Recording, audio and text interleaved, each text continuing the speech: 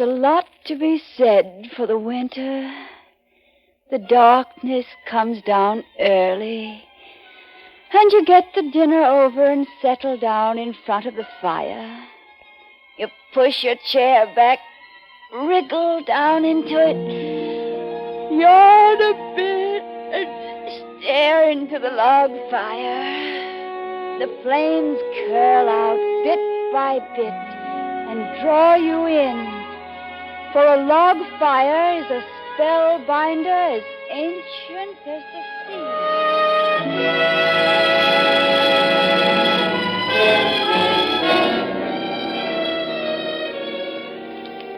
The young lady is obviously about to lose herself in the familiar fascination of a good log fire. So we shall just whisper that this is the Columbia Workshop, and that our story today is by a young Australian writer named Barbara Woodward, and that the workshop director is Albert Ward. Well, now here we are, back to the pleasant, drowsy sounds of the crackling wood. Listen to Tongues of Fire.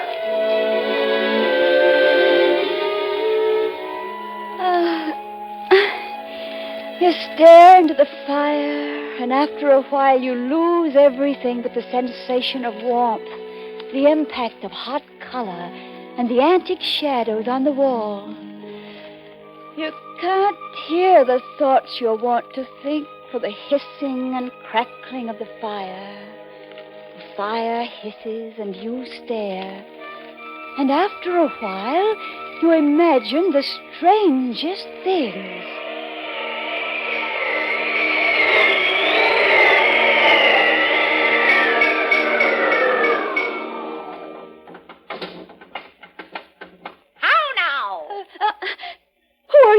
You've got eyes, haven't you? It must be this light. Firelight plays tricks, but you look like a witch. That's right. You mean you are? Nothing else? Where are your manners? What do you usually say when people come to call? How do you do? You don't know much, do you? Don't you know that the only correct way to address a witch is how now? Of course. How now, you secret black and midnight hag? Huh. Well, I must say I think that's overdoing it a bit. Well, aren't you going to ask me to sit down? Oh, of course. Do. Anyone else here? No, my husband's out. I'm glad he is.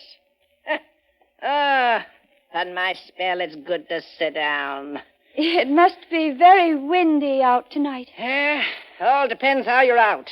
If you're on the ground, it's windy. If you're broomstick born, it's bronchial. Positively bronchial. Oh, you look terribly cold. Let me get you a cup of hot milk. Milk? Cow's milk? What do you think I am, a cherub? Oh, cherubs drink milk, do they? Cherubs like Cupid? Not Cupid. Cupid drinks gin. Well, what would you like? Well, I don't think you've anything highly flavored enough for me. Thanks, dearie. Want to know why I'm here? Well, I suppose you've come to do something for us. Dead toads, no. I want you to do something for me. But fairies, witches, all people like that come to help mortals, not to be helped. If you're confusing witches and fairies, dear, you're making a terrible mistake. Well, I've never heard of a witch asking for help before. Neither have I. And what's the use of being a 13th century witch in a 20th century world? I'm all for establishing new precedents. Oh, you're politically inclined? No, not really. Tremalkin's the girl for that. You'll meet her. You're going to introduce me to more witches? Of course. Then perhaps when my husband's at home... A man? Oh, no. You wouldn't see any of the girls agreeing to that. Well, I'd like to know why not. Andrew's marvelous. Everybody thinks so. I've met him. He didn't strike me that way. Oh, you haven't met him. You don't want to contradict a witch, dearie. Nothing irritates us more. How long have you been married? Ever since Andrew got back from the war. The war? That's where I knew Andrew. I don't believe you. Did he ever tell you about the night his plane was hit and the wing caught on fire? What? About 30,000 feet up? Yes, he told me. I put out that fire. You? But how? I sacrificed a perfectly good broomstick. The smoothest running stick I ever had for your thankless husband. I beat out that fire with my stick and had to get a lift back to base with a witch I can't stand. So you saved my husband's life? To put it tritely, yes. Oh, how can you be so callous about it? You do a wonderful thing like that, and then you make a joke of it. Oh, well, it didn't seem so serious to me. I just happened to be operating that night. Oh, I was cruising along, singing, coming in on a spell and a straw. Coming in on a spell and a straw. Yes, well, anyway, I saw this bomber in trouble, so I pushed the stick forward and went down to see if I could help. You were fighting with the Allies then? Oh, we didn't like the Germans or the Japs. I tell you, when you've been the leading forces of evil for centuries, you don't like to be superseded. But what we witches hated most about the war was radar. Radar? The end of privacy. Oh, it was too nerve-wracking altogether, trying to hold on to your hat and your stick and hold your skirts down. Because, dearie, you never knew when you might be flying straight on to somebody's radar screen. Oh, yes. Well, I'm awfully grateful you saved my husband. Oh, yes. Well, now that's the whole point. Are you? Well, I just said I am. Of course I'm grateful. Will you do something for me in return? Why, of course I will. If I can. Good. Now I'll call in the girls. Oh, wait a moment. Surely there aren't more witches outside. Only take a jiffy. I'd introduce you. Oh, by the way, I'm Hecate. Any last name? Just Hecate Hag. Oh, they'll be here. We're so short of broomsticks, we had to come down 8 to a bar. Come in, girls.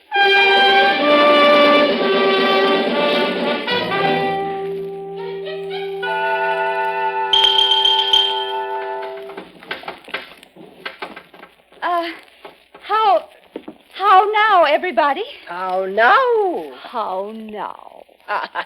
This is Grimalkin. She's very politically conscious. Oh, that's interesting. What are you seeking? Broomstick endowment for every witch, and a pension for those 700 years and over. And this is Mirabel, our pin-up crone. She's liaison officer to the wizards. How now? I'll introduce the rest of them in a minute. But before I forget, girls, I've had a victory. This lady's on our side. Everything's going to be all right. She's going to help us.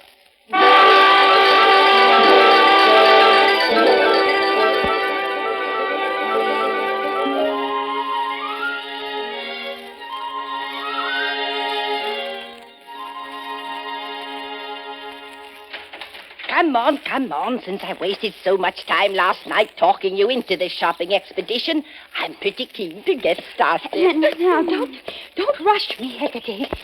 Now, look, we can't go downtown like this. Can't you leave that broomstick at home? Out of the question. But if you're invisible to everyone but me, it looks as though I'm carrying it. I look such a fool with a broomstick slung over my shoulder. Can't be helped, dearie. I don't go anywhere without the broomstick. Oh, dear. And another thing, Hecate.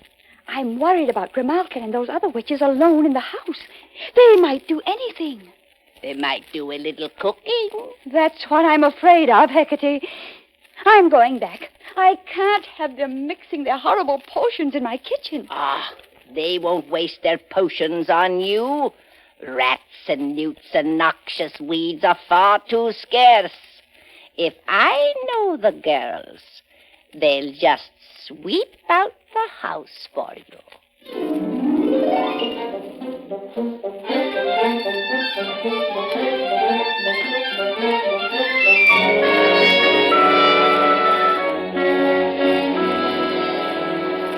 Taxi! Now behave yourself, Hecate, or the man will think there's something wrong. I'll get in first. All right. Where to, miss? Hewson's Hats, King Street, please, driver. Bring in that broomstick with you, miss. Look, I'll just put it in front with me. Take your dirty hands off my broomstick. All right, Was that you, miss? I think it might be better if you left it here, driver. Now, Hecate, please. Quite all right up front? Oh, that sticker, I'll bite you. What's going on here? Driver, I'd really much rather keep the stick with me. Oh, Hecate. Right. All right. Have it your own way, then.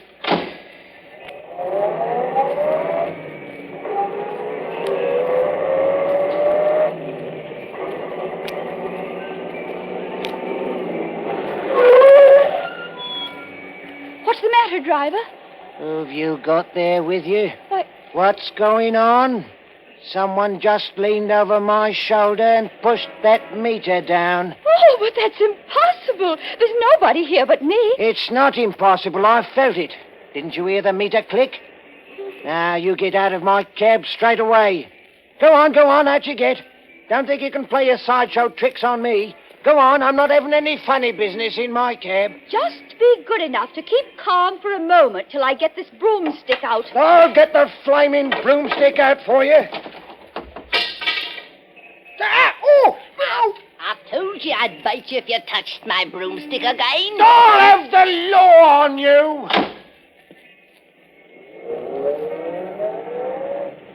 Oh, Hecate, why did you have to do that? He was cheating us. The meter was showing 2 shillings from his last fare. I'm a fair-minded witch. If you've got a grouch against a person, well, turn the babies into pigs or fowls. I've got nothing against that. Everyone knows where they are then. But this miserable petty cheating. Oh, here's a tram. Now, Hecate, once we're in there, please keep quiet and stay still. Hurry on, please. Hurry on, please. How in the name of night flying do you think we're going to get in? We'll get in all right. It's not nearly as full as usual. Not full. No room in there for a fairy. I'll give this fat gentleman a nip. Hey, who pinch me? Look at that. Women carrying darn full broomsticks. Not much wonder there's no room in the tram. Ah, you keep a civil tongue in your head or you might find a lizard hanging out of your mouth instead. Hush, Hecate, he might hear you. Well, supposing he did. Well, he wouldn't understand.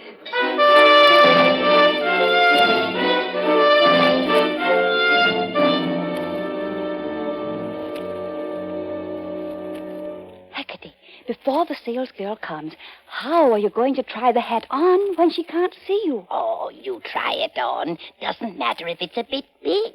I keep it on with an elastic under my chin anyway. Good afternoon, madam. Could I do anything for you? Yes. That high black hat in the window. Could I try it on? Oh, certainly, madam. It's a very attractive style.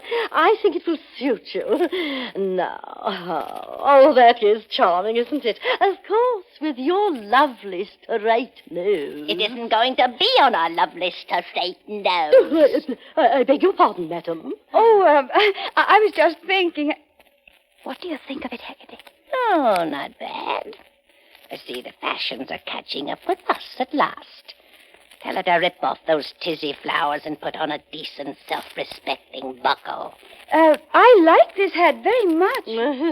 But I don't like these flowers. Could you take them off and put on a buckle for me? Oh, but, madam, I don't think you'd like it. Those flowers are very, very soft. A buckle would make it look, well, like an old witch's hat. She'd better watch her tongue, old witch. But it could be done, couldn't it?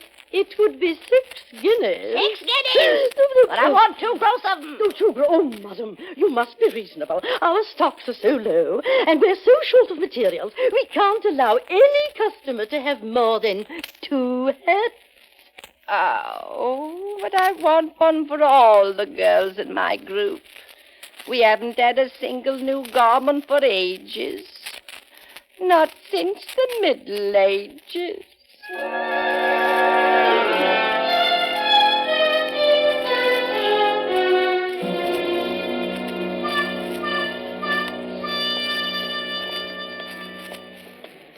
Well, here we are. Stevens Department Store. My husband, Andrew, works here. If we can't get anything from the salesman, we'll see if he can do anything about it. But the salesman will give them to us if he's got them. Oh, no. Not these days. You've got to know somebody. I don't care to know anybody. Well, I'll just ask for 50 to start with, since they seem to be so short of everything. Now, look here, Hecate. I'm doing what I can to help you. You'll spoil everything unless you keep quiet and let me do the talking. Yes, madam. What can I do for you? Have you any millet brooms? Madam, are you trying to be funny? Certainly not. They're completely unprocurable. We haven't had any for weeks. Really, it does amuse me the way you people come in and demand these things. Oh, I'm terribly sorry. What happened? What happened? Did the broomstick hit you on the ear? Madam, you know perfectly well what happened. You did it deliberately. Oh, look, I'm terribly sorry if I hurt you, but it must have just slipped. I had nothing to do with it. I can't imagine why you brought the broom with you, madam. I presume you want to replace it, but there's no need to bring that in to show us. There's only one design, after all. Though I must say that one of yours is a trifle passé. Oh, Hecate, behave yourself. Well, that is the last straw. The last straw of the last broom. I've never had to put up with anything like this before in all my life. Mr. McIntosh! Mr. McIntosh! Yes, what is it, Smithers? This woman, I just told her very politely that we didn't have any brooms. And out of pure pique, she struck me twice. Struck me. Is that so, madam? Oh, hello, darling. Oh, hello, Andrew. Don't be such a darn fool, Smithers. This is my wife. Whether she is your wife or not, sir, she hit me on the ear twice with that broom. Smithers, I can't imagine my wife hitting anybody. But I've noticed you being very high-handed with the customers for a long time. And if someone would hit you, it would be the very best thing that could happen. Now get on with your work. Well, of all the impertinence. How are you, sweetie? Oh, darling, you're wonderful. Don't you ever stop thinking that? Where do I come in on this? Oh, darling, I'm in such a mess. I want a broom terribly badly. A broom? Yes. Well, don't look so sad about it. But the man said you hadn't any millet brooms. We haven't. But we've got some good soft brooms. How about this? No, won't do. Wouldn't be seen dead riding one of those brooms. No? Oh, no, that's not really what I want. I think it's all we've got. Don't forget your wonderful Andrew wouldn't be here if it wasn't for me and my broom. Oh, dear. Oh. Well, Andrew, they must have some stock somewhere that they haven't opened up. I don't know of any. You'd have to ask the general manager about that. Oh, him? Do we have to go through him? Don't forget how I came to lose my broomstick. Oh, all right. Let's go and see the general manager.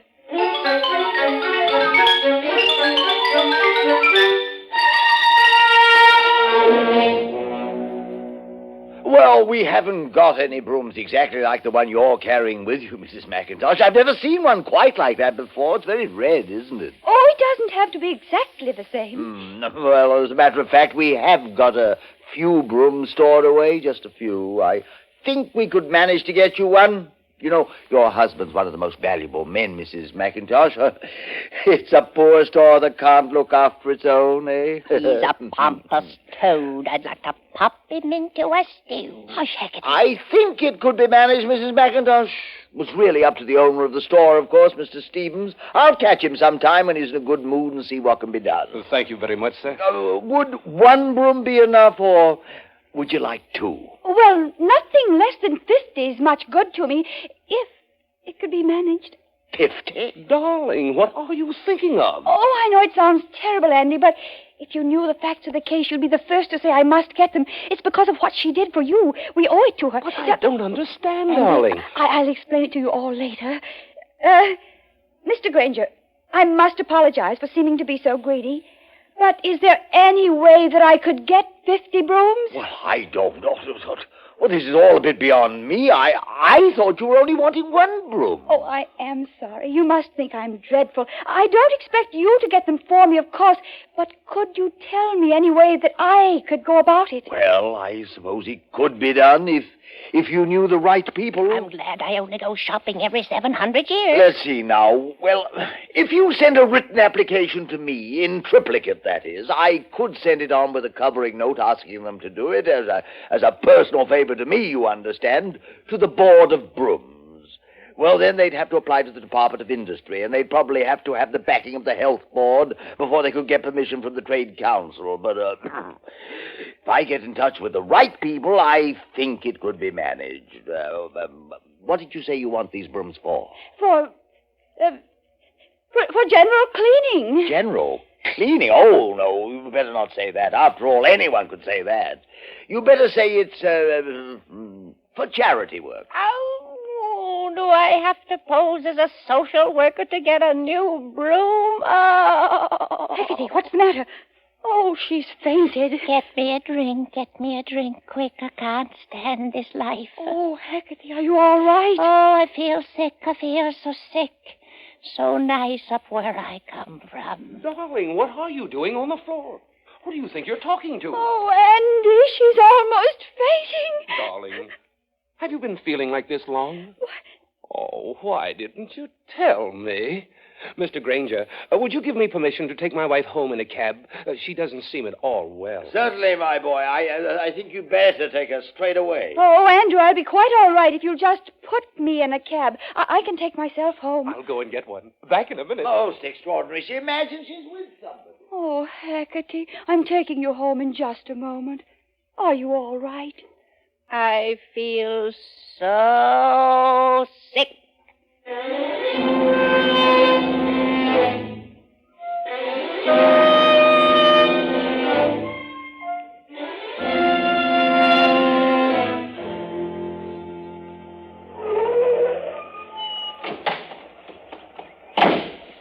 Now, I've got your broom, Hecate. Oh, Do you think you can walk into the house all right? I felt better the day they ducked me in the pond and burnt me.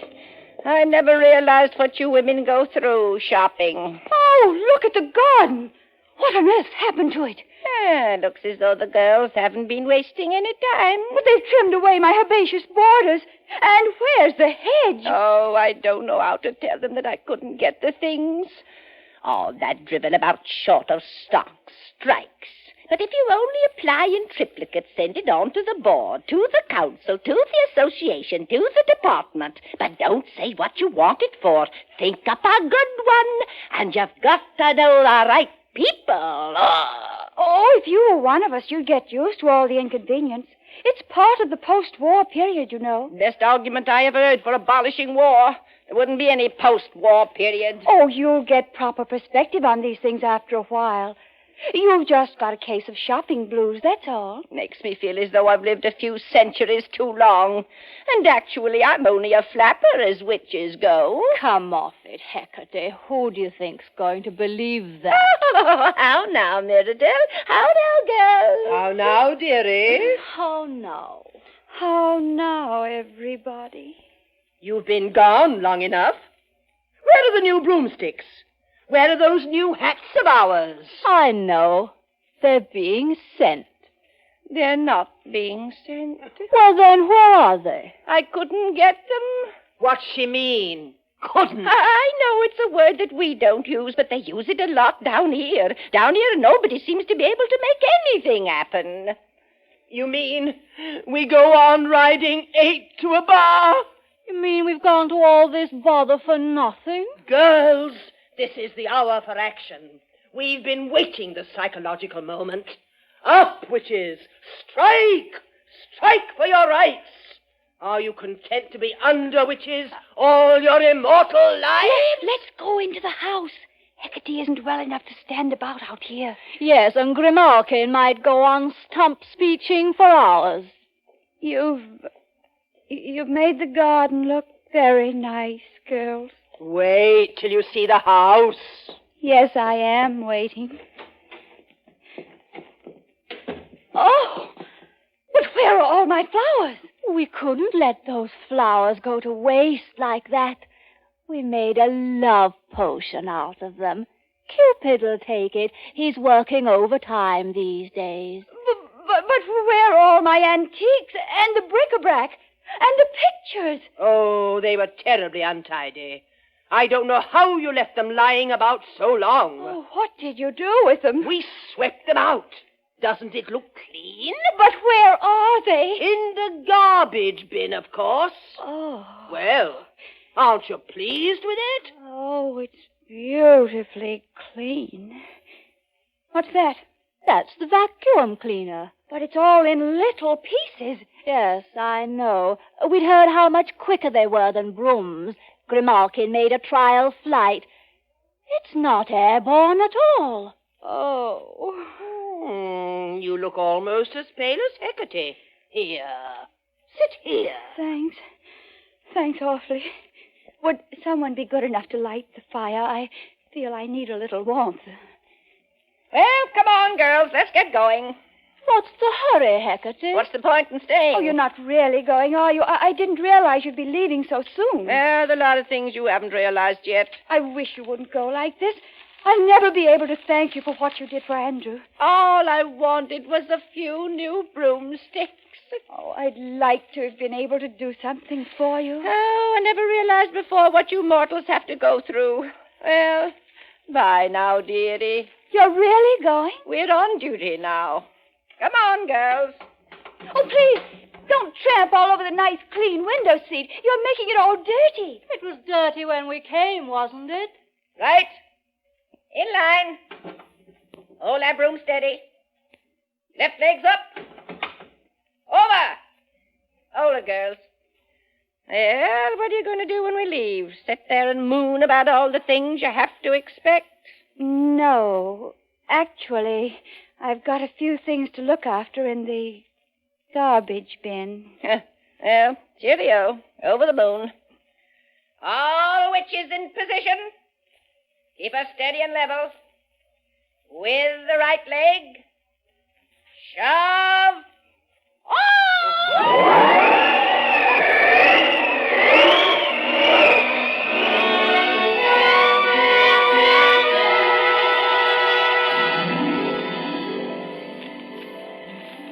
Yes, that's how it is. You sink down in your chair, stare into the fire. Your newspaper drops from your hand. Your eyes are enthralled by the phantom flames. You hear them spit and crackle and hiss. And all your consciousness becomes a warm maze of fantastic patterns and eerie sounds. And after a while, you imagine the strangest thing.